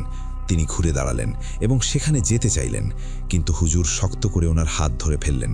ফিসফিস করে ধমক দিলেন, চুপ, একদম তাকাবেন না। ওটা আপনার মেয়ে না, ওটা মায়া, শয়তানের থোকা। আপনার মেয়ে বাড়িতেই আছে, চলুন। সায়রার মা কেঁদে ফেললেন, কিন্তু তিনি হুজুরের কথাও মেনে নিলেন। পেছন থেকে সেই কান্না জড়িত কণ্ঠস্বর ক্রমাগত বলতে লাগলো, ভাইয়া, আমাকে কি নিয়ে যাবে না? আমি তোমাদের ছাড়া এখানে একা কিভাবে থাকব? রফিক দাঁতে দাঁত চেপে হাঁটতে লাগলো। তার চোখ দিয়ে পানি পড়ছিল, কিন্তু সে জানত এটা ছিল একটা পরীক্ষা। তারা কেউ আর পেছনে ফিরে তাকাননি। গ্রামের সীমানায় ঢোকার আগ পর্যন্ত সেই আওয়াজ তাদের পিছু নিয়েছিল। কখনো মনে হতো খুব কাছে, কানের কাছে এসে ফিসফিস করে বলছে, আবার কখনো মনে হতো দূর থেকে যেন ভেসে আসছে। বাড়িতে পৌঁছানোর পর তারা দেখলেন সায়রা একেবারে ঘুমে আচ্ছন্ন, কিন্তু এবার তার শ্বাস প্রশ্বাস একেবারেই স্বাভাবিক। মুখের সেই ভীতিপ্রদ ভাবটাও কেটে গিয়েছে। একটা প্রশান্তির ছায়া নেমে এসেছে তার মুখে। হুজুর সায়রার মায়ের হাতে কিছু পড়া পানি দিয়ে বললেন, শুনুন, এই পড়া পানি দিয়ে ঘরগুলো মুছবেন, আর এই পানি মেয়ের মুখে ছিটাটাবেন। সকাল সন্ধ্যা রাত 3 বেলা এই পানিটা মেয়েকে খাওয়াবেন, এবং যখনই খাওয়াবেন প্রতিবার 3 ঢোক করে খাওয়াবেন। 3 ঢোকের কমও না, 3 ঢোকের বেশিও না। ইনশাআল্লাহ সব ঠিক হয়ে যাবে। আর আলহামদুলিল্লাহ বিপদ হয়তোবা কেটে গেছে, বাকি আল্লাহ মালুম। পরদিন সকালে সায়রার ঘুম ভাঙল। সে আগের কিছুই মনে করতে পারল না। সে শুধু বলল তার শরীরটা নাকি খুব হালকা লাগছে, যেন অনেক দিনের ভারী কোনো বোঝা তার বুক থেকে নেমে গেছে। ওর পায়ের শেকল খুলে দেওয়া হলো। সায়রা আবার ধীরে ধীরে স্বাভাবিক জীবনে ফিরে এলো। কিন্তু ঘটনার শেষ এখানেই নয়। আসলাম চাচা বলেছিলেন, পাপ আসলে কখনোই চাপা পড়ে না। আর ব্ল্যাক ম্যাজিক বা বান মারার একটা অলিখিত নিয়ম আছে। যদি সেটা উল্টে যায় বা কাটানো হয়, তবে যে এটা করেছে তার উপরে বা তার পরিবারের উপরে সেই আঘাত ফেরে যায় 3-4 গুণ শক্তিতে। একে বলা হয়ে থাকে অনেকটা সায়েন্টিফিক ভাষায় রিভার্স এফেক্ট। সায়রা সুস্থ হওয়ার ঠিক 3 দিন পরের ঘটনা। সায়রাদের বাড়ি থেকে বেশ কিছুটা দূরে তাদের এক সম্পর্কের আত্মীয়ের বাড়িতে ভয়াবহ অগ্নিকাণ্ড ঘটে। মাঝরাতে দাউ দাউ করে জ্বলে ওঠে তাদের গোয়ালঘর এবং রান্নাঘর। গ্রামের মানুষ যখন আগুন নেভাতে যায়, তখন তারা দেখে সেই বাড়ির গৃহকর্ত্রী সম্পর্কে সায়রার চাচি আগুনের দিকে তাকিয়ে পাগলের মতো হাসছেন, আর জোরে জোরে চিৎকার করে বলছেন বিভিন্ন টাইপের কথাবার্তা। এর মধ্যে এমন আছে যে সায়রা কেন ঠিক হয়ে গেল, বা সায়রার এমন অবস্থা কেন ঠিক হয়ে গেল। কে ছিল সেই হুজুর? তার চুলগুলো এলোমেলো এবং কাপড়ে আগুন ধরে গেছে, কিন্তু সেখানে তার কোনো ভ্রুক্ষেপ নেই।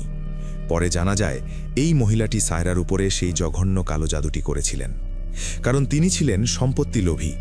সম্পত্তি সংক্রান্ত বিরোধ এবং পারিবারিক বিভিন্ন কারণে এই জাদুটা তার করা। সায়রার বিয়ের জন্য ভালো সম্বন্ধ আসছিল, অথচ তার নিজের মেয়ের বিয়ে হচ্ছিল না। এই অন্ধ আক্রোশ থেকে তিনি এক তান্ত্রিককে দিয়ে পুতুল তৈরি করিয়েছিলেন এবং সায়রাদের বটগাছে স্থাপন করেছিলেন।